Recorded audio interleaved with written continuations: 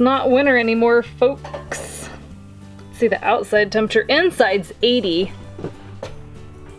Outside's 81, 82. Today we have 1.5 million things to do, and hashtag, this isn't a rant, this is just life. We're not venting, it's just life, so we're sharing it all. We told you we were going to tell a story. We didn't say it was all peaches and unicorns or whatever, so today we were going to work on our plumbing. Actually, no we weren't. We were going to work on our trailer lighting. Except for trailer lighting has become a month-long project, as it turns out. So we went to plan B, which was, all right, let's get after our plumbing project. And then we're like, but hold on a minute. We get to deal with solar today. Because it's blistering sunny out, and we're not getting, not even half of our solar is making it to our battery bank. And we have adjusted the solar panels for summer solstice. Yeah, I adjusted them. If you haven't already seen that video, we'll link to it. I adjusted the panels for summer, and we gained nothing. And Yay. sun is money, so right now we're actually having to run our generator at night. It's bloody sunny outside. We shouldn't have to run the generator for the next 6 months. And here we are petering along, and I'll tell you what the real problem is. We've got a freezer. If there aren't two really ice cream crazy people in this household, I wouldn't have to work so hard. And it's getting warm again, and so now the freezer's having to work overtime, which shouldn't be a problem because it's sunny outside, so it shouldn't be an issue. But because we're not getting the amount of solar that we should, now we're having to run the generator to top off the batteries. So today we're going to diagnose solar. But first, I had a theory back in the winter. I'll share that theory with you right now. One very little known fact about solar is how solar panels actually work. So, counterintuitive, blazing, sunny, blue sky day, yeah? And we're getting 0.2 of an amp of solar. So why do you think that is? Well, what they tell you is that a solar panel will generate X amount of electricity. What they don't tell you is that if that panel is even partially covered, it will not generate any power at all. Somewhere right in there, if you're looking at our solar panels, they're probably around 60% covered with snow at the moment.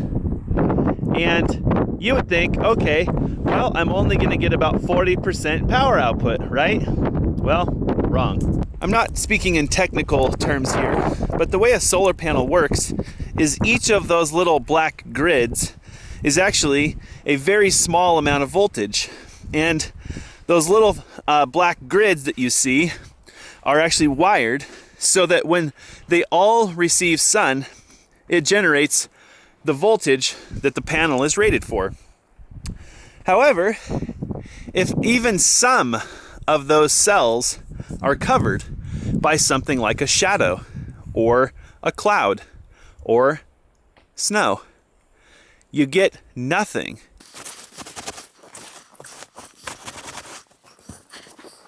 Got it. So it seems like each panel is producing about 1 amp or so. And basically, if the panel isn't 100% exposed, then you're not getting any power from that panel at all. So I have a couple of theories that I'm going to use to troubleshoot the solar system first. The first theory I have is that we've lost a panel, because roughly the current we're getting is about 2/3 of the amount of current we should be getting, which if I do the math in my head, one panel isn't putting out. The problem is it could be the panel or it could be a connector or something too. So I'm going to start with just going up and doing a visual inspection on all the connectors and just see if something somehow came unplugged, maybe. If not, I'm then going to cover each panel one at a time and have Alyssa tell me whether or not the current changes. And if we can isolate one of the panels that's not producing. In addition to free power, the good news about excessive amount of sun and heat is that we just might get our new solar oven warm enough to cook in. What are we gonna make? I think we should make things to give to other people, like yeah, banana bread. because I don't really eat banana bread, so I make it, and the idea of it's fun. Yeah, then we give it away. Or brownies.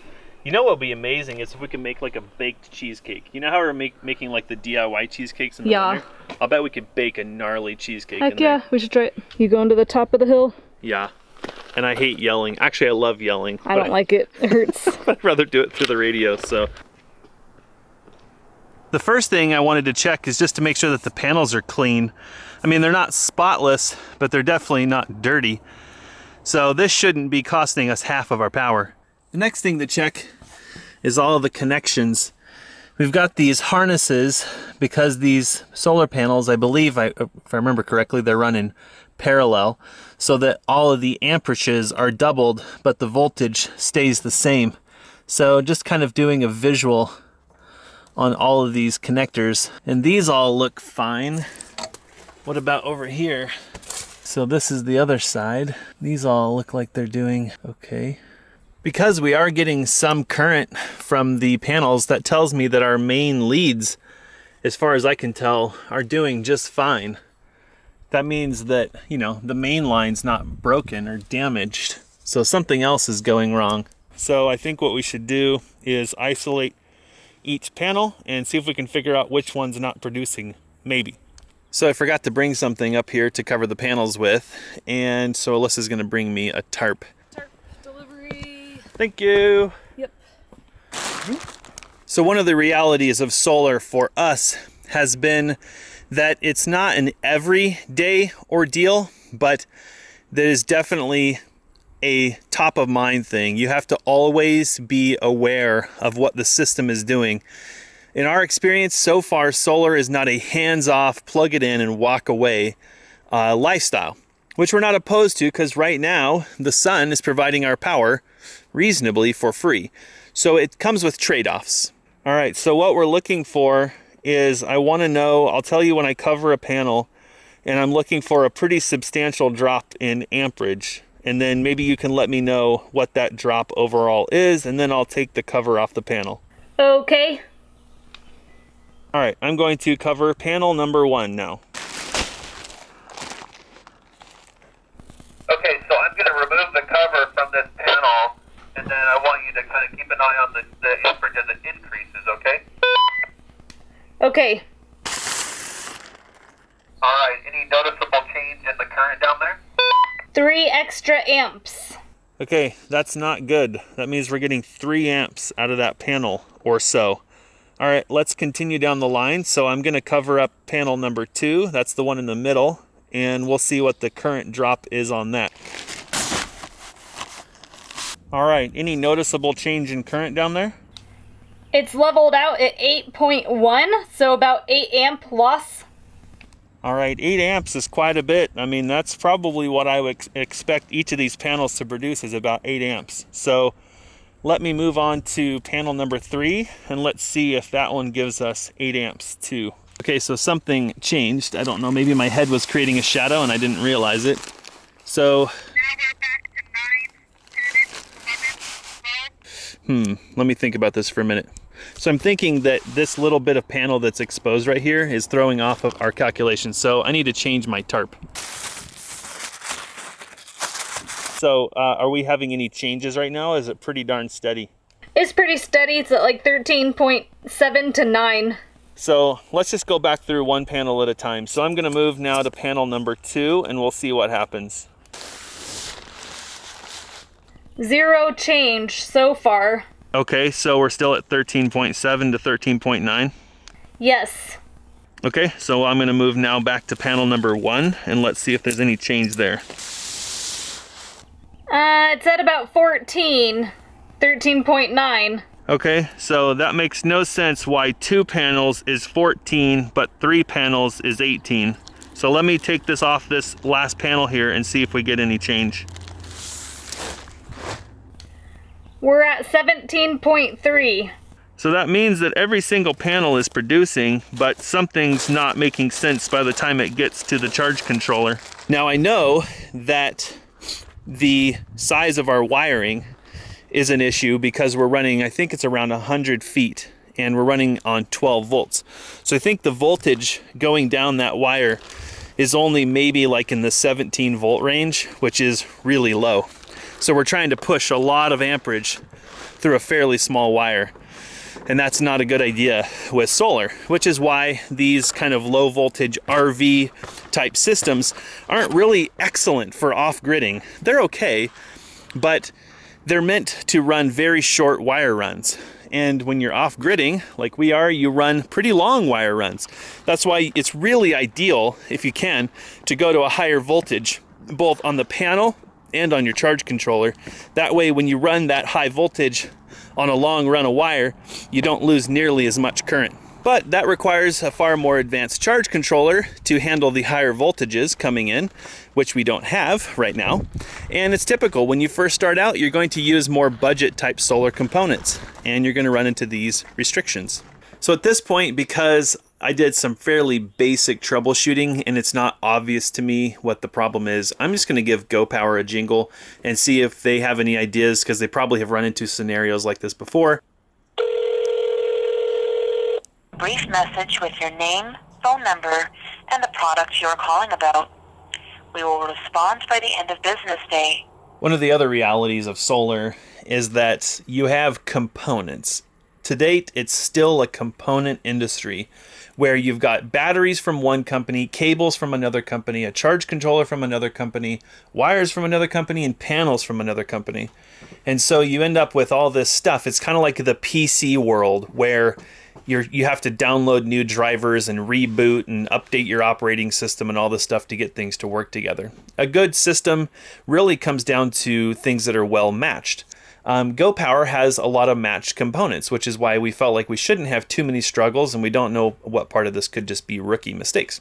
So we're learning as we go, which is awesome because we want to upgrade our system in the near future, and hopefully we'll have our training wheels off on solar by the time that day comes.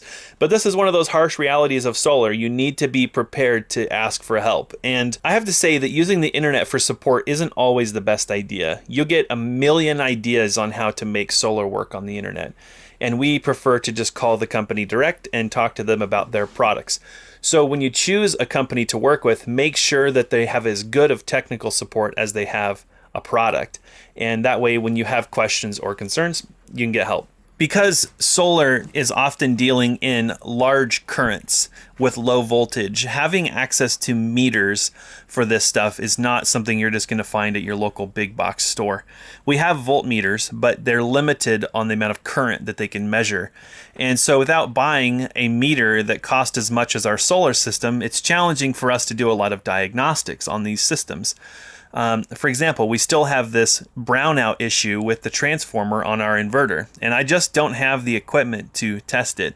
So it's something that we're doing because GoPower has generously sent us 3 different units, and it seems to be a consistent problem across units. But I don't know that it's the unit. I wonder if there's something in our system that's causing it. So unfortunately, I guess we'll just kind of never know, which really sucks. But you have to understand that this is not household electrical. This is pretty specialized low voltage, and having the right tools to work on it, they're not readily available. I can also say about these RV style, more budget type systems, that data is super important because you don't have time to sit out here and visually look at the charge controller, but the higher end off-grid type charge controllers track your data. And you can look at those charts, and a lot of them will track a month or more, even a year. And so you don't have to ask yourself, well, I wonder if we got any solar today. You can simply look up the charge controller, look at the data, and it'll tell you exactly how many watt hours you got that day. And so you don't have to sit here and be like, is it charging? And look at it, right? So this is part of the higher end equipment. This is not part of that category. This is real time. It just tells you what it's doing at the moment. But if you're gone, you're away from home, shopping, and you come home and you're like, gosh, I wonder if we got any solar today. This won't tell you. So just to do some basic troubleshooting, we have seen 27 amps before on our charge controller. So we know that it's capable of it. We're just not sure why it's not doing it now. And this happened sometime over winter because the highest I've seen from recollection was about 18 amps. And that was prior to me doing the solar panel tilt for summer. And now we have full blazing sun, and we're sitting at 16 amps, and we should be sitting closer to like 28 or 29. So just to check, I wanted to feel these wires for warmth in case somehow, we're overloading the wire with too much current, which is possible, and there's just no warmth here at all. Everything's working fine. Our disconnects are working okay. Everything's working good there. Our disconnect's not causing any problems. I mean, there's a slim chance that this component could be causing a problem, but it would be warming up. you'd feel warmth because resistance creates heat, right? And there's no warmth there at all. So I'm not sure what's going on. Something's not working correctly. But basic troubleshooting could be just feeling your wires for warmth. If you've got warmth, that means something's not getting where it's supposed to be going. I'm stilling the camera. Jesse has a revelation. You know what I'm thinking? Huh. I might have just had a freaking idiot moment. That would be nice. Like a major idiot moment. Okay. I don't know. Okay, I hope so. Sorry, I folks, hope it's so. a little dramatic because you see how much crap we've just gone through, and this is part of solar. So if I'm right, I would love to be right. So as the batteries get full, part of a charge controller's job is to limit the amount of current going into the battery, right? So like as our inverter charger gets closer to full, you're going to see the amperage dropping, right? So during bulk, it's like crazy amperage because it's filling the batteries up. But we've had days where our batteries have been low and it's still low amps. Right? Well, that's why I don't know. Okay. But I'm thinking, because this is dropping still. Yep. It was at 18 and we're getting lower, but if you look at our battery voltage, we're getting up there. I mean, Yeah. it's holding a really high. So this may be the amount of amperage that it needs to hold the batteries because it knows that the batteries are at 13.1 volts. So this is why a phone call to GoPower might be really helpful because they might say, "Are your batteries full?" And be like, "Yeah." And they're like, "Well, it's not supposed to charge full batteries." We're like, Yep. "Oh, okay, good to know." So that may be what's going on because it's dropping. I mean, when we were up there, it was 18 something, and now it's down to 16, and it's dropping. So what that means is it may not be a panel issue. It may be because the batteries are full. That'll be nice. Wouldn't that be a fantastic revelation? Now, as far as why it's not charging when our batteries are empty, well, that I don't have an answer for yet. So part of what we do, because our lifestyle allows us quite a bit of time discretion, is chores when we're waiting for something else to take place, like GoPower to call us back. So I've got a pretty exciting event happening today. We're closing on my rental property. It's sold. I know. How are we going to party? Rum raisin ice cream. Totally. In the hot tub. In the hot tub. But hold on, before we count our chickens, I better go get the documents and sign them, because if any of you folks know about real estate, it never goes as it's supposed to go. So I've got to go to town, get those documents, Herbie Hancock them, and overnight them back. All right, house signing all done. So hopefully within the next 3 days or so, my rental will be sold. It's nice to have that weight off of our shoulders. We don't have to worry about it anymore. While I was gone, GoPower called and asked me the exact question that I mentioned earlier. What's the state of charge of your battery bank? And they confirmed what I kind of already thought, and that is that as your batteries become full, the charge controller limits the amount of current going into them. It doesn't change it to none because it's trying to keep them at a maximum voltage, state of charge. And top that off with our batteries aren't new, so it's kind of a interesting situation. But they said the way to test whether your panels are putting out enough power or not is when they're in full sun, like they were earlier, and you're getting a limited amount of current coming in, put the inverter under a load. Turn something really good on, something with a lot of juice, and what that'll do is it'll pull the voltage down on your battery bank, and that should signal the charge controller, if it's going to let lots more current come in. So unfortunately, the sun is already off the panels today, so that's a project for another day. So unfortunately, the harsh truth with solar is that it's not a hands-off power system. So for those folks who are thinking about going off-grid, realize that there's going to be a measure of hands-on with your electricity. It is nice because it provides a lot of energy independence, but it's not something that you just plug in and now you've got endless and abundance of free power. Of course, there are more sophisticated systems, and some of those can do some things for you, which removes an element of the day-to-day maintenance. But the good side is that it does allow you some energy independence. You know, during the summer months, not so much during the winter, you do get some power that you can use, and there's a limited cost. There's no such thing as free power because batteries cost money, and all the technology and all that stuff to run it takes money. So you're going to pay for your power one way or the other, but for some folks, they don't have a choice. There's no grid power available.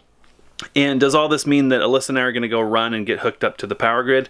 No, not yet. We still like the idea of having a self-sustaining energy system, within reason. So we're going to stick with solar for now, and we're hoping down the road to upgrade our system to a more adequate system, because we really are on the maximum end of the system that GoPower sent us. It's really meant for RVing, and we're full-time living here. So we've got some other panels. We're going to be working on some solar projects in the future. Thanks for joining us for this video, and we'll see you next time.